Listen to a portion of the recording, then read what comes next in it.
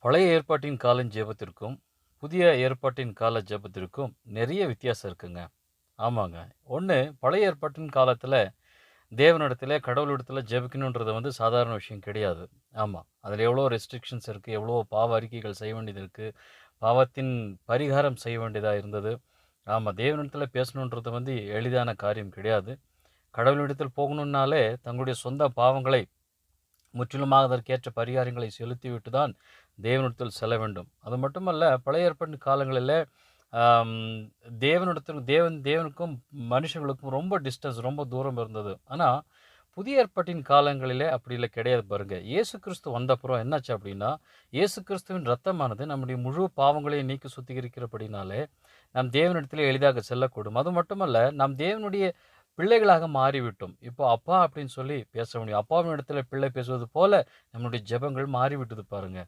ஆமா, எல்லாமே மாறிவிட்டது.